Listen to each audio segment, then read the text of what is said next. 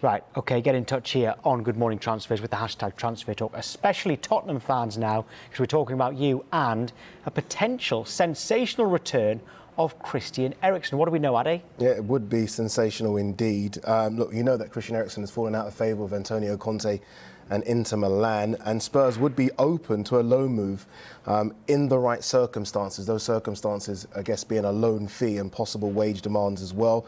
There have been, though, we need to kind of maybe pour a bit of cold water on this, but there's been no formal discussions as of yet. Inter Milan are believed to be pricing out interested clubs with the loan fee, and that could be a problem for Tottenham as well. They were happy for him to go because they thought a return to Spurs could eventually lead to maybe Spurs buying him or other clubs being interested, because he is getting a lot more playing time at Spurs, and obviously that puts him in the shop window as well. Interesting though, Antonio Conte has told Eriksen he needed to show a bit more character in this situation. Every player has his ups and downs, is what Antonio Conte said, and he went on to tell him that he wants him to be Inter's playmaker. We have seen him come back into the fold of Inter and play a lot more of a deeper position than he's used to for Tottenham. So either he stays at Inter Milan, less playing time, plays a role that maybe is alien to him, or he goes back out on loan. But yeah, it would be sensational for him to go back to Spurs. And Dave, just listening to the wording of what we know there about Christian Eriksen specifically going to Tottenham, does it sound like that could happen soon? It doesn't seem that way, does it? There's quite a few moving parts whenever a transfer comes together, and they all have to align in the right order, don't they, in order for the deal to get completed. I don't think there's any doubt that Eriksen wants to find a solution to his future, whether that be at Inter Milan or whether that be elsewhere. He was left on the bench once again for the big win over Juventus last night. Another part is obviously the club and the manager now. Antonio Conte, as you've been saying, has almost left the door open for Eriksen to be involved in his side, potentially in a deeper role. That's where he played in the Coppa Italia last week, as you mentioned, but Marcelo Brozovic is ahead of him at the moment, and it doesn't look like Eriksen is going to overtake him. You've also got then the chief executive of Inter, Giuseppe Marotta, who's been quoted over the last month of saying that Eriksen doesn't fit into the team. I think he was quoted as saying he's not functional. And then the other part of the transfer is going to be, if it is Tottenham, and that's the loaning club or the buying club, that the financial side has to be right. And if Inter therefore don't lower their demands for a loan fee, then Daniel Levy won't do the deal. I think it's important to remember how Eriksen left the club as well. We got a bit of an insight, maybe the rose-tinted insight as to how Eriksen left the club from the All or Nothing documentary. And Daniel Levy made it clear in that he said, quote, "We don't want you to go." And he said, whatever another club is offering, we would do the same. Now, if the situation is the same now and the financial side of things comes into it, you wouldn't think that it would be a problem, the financial side of things, to get Christian Eriksen on board with a move back to Tottenham. Eriksen also reiterated in the documentary saying that it wasn't a financial reason for leaving. So what was his reason for leaving? Was it to play for a bigger club? Was it to win trophies? Well, what's changed at Tottenham in that last year? That is for Christian Eriksen to answer, I suppose. Yeah, I just think he's too good to not be playing football. But Governor B, how surprised are you that it hasn't worked out at Inter Milan? Yeah, I'm very surprised that it hasn't worked out at Inter. I thought he would actually suit the Italian style of play and that league very well. Must be pretty desperate times for him to consider going back to Spurs. It's funny Dave mentions the documentary, because I know what was said, but when I was watching Daniel Levy's body language, kind of like one arm up on the sofa, I feel like he was just feeding him a lot of garbage. I think he wanted him out the door, personally. But listen, I think he's 28 years old, he's coming into his prime. There were times I was watching him where I thought, he's got the potential to do for Spurs what Modric did. Unfortunately, he hasn't reached that potential yet, but I don't think it's too late. And obviously it's a complicated deal with loan fees and all that kind of stuff. But I think he should probably try and go to a club where he's starting game in, game out, because he's too good not to start, man. Too good. Yeah, I agree with that. Keep your opinions coming in, by the way, at home. Hashtag Transfer Talk on Christian Eriksen. We're also just in a few moments we'll talk about Dele Alli and Gareth Bale as well. But Dave, how important was Eriksen to Tottenham when Mourinho first took over? Well, it's been difficult, hasn't it, for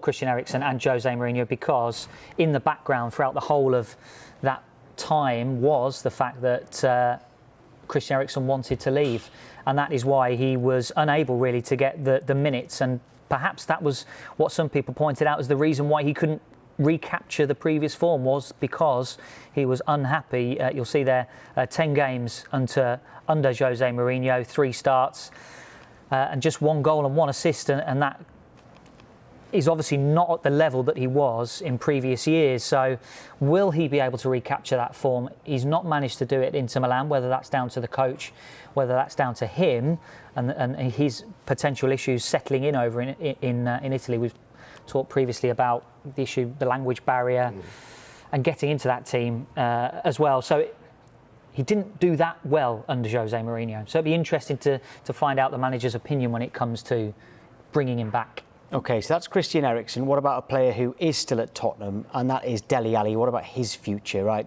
They beat Sheffield United yesterday, but Ali wasn't even on the bench. So was he injured then, Dave?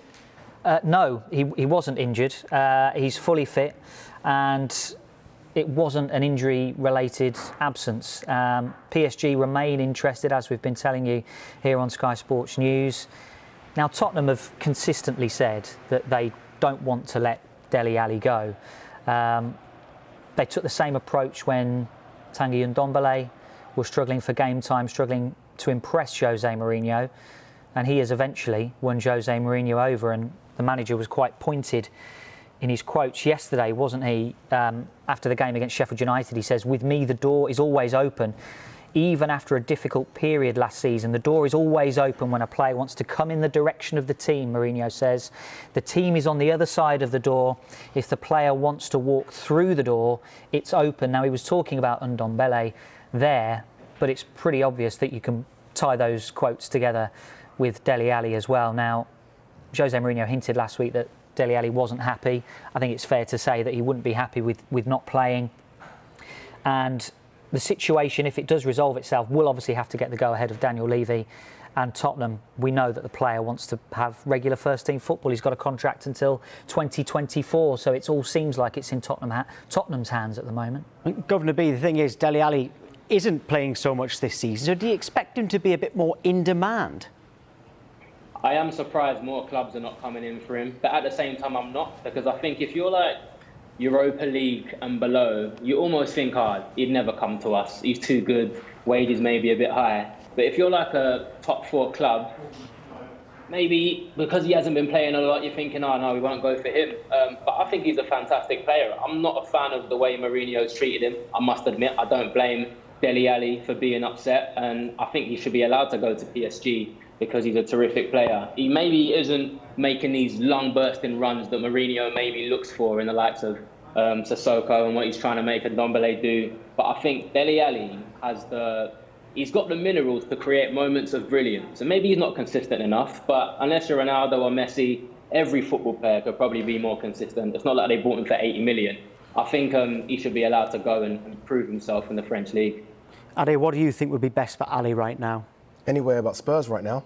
I know that's blunt, but anywhere but Spurs. 19 Premier League games Spurs have played this season. He's been in the squad 7 times. He's seen the pitch 4 times, 74 minutes.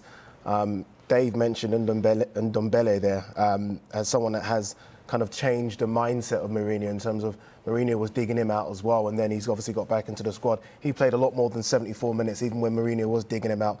Just simply isn't getting enough game time. Yes, we've seen him in the Europa League, and he's had fleeting starts in the FA Cup and the League Cup. That's just not enough. That's not enough for a player that's 24 years of age. We spoke earlier about Eriksen possibly making a U-turn and coming back to Spurs because Spurs need that creative player. There he is right there. Dele Alli is a creative player. I mean, at his best, and it wasn't that long ago. I know some people might say, these stats are ages ago, but 16-17, 22 goals, 13 assists. 17-18, 14 goals, 17 assists. That's what he can do. That's what he can do. And I feel like if I'm a player, if I'm a club, and whether it be PSG or someone else, you take a gamble on him. Again, he's only 24 years old. Whether it's a 6-month loan deal with a possible obligation to buy, you buy him out right now, which is going to be difficult with Daniel Levy. We know that when it comes to negotiating. But he needs to leave Spurs and get regular football. You can't be 24 years old in your prime and only having played 74 minutes for a club that is desperately crying out for a creative midfielder or creative attacking player, which he can do both. And Tottenham have said all along that they expect him to stay and fight for his place. Just a couple of tweets coming in. These ones on Christian Eriksen, by the way. Lumsey says, Antonio Conte at Inter Milan is renowned to play from the flanks. Very little of his play goes through the middle. That's why Christian Eriksen is suffering right now. And Conte always said it was an economical signing. The coach never sanctioned the signing. That's Lumsey's views, by the way. I'm sure Antonio Conte did sanction that signing.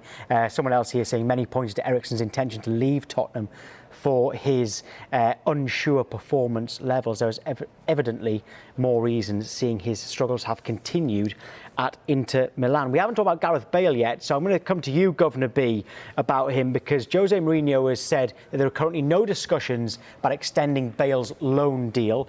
What were you expecting from him when he signed? I mean, more than this, I'd imagine?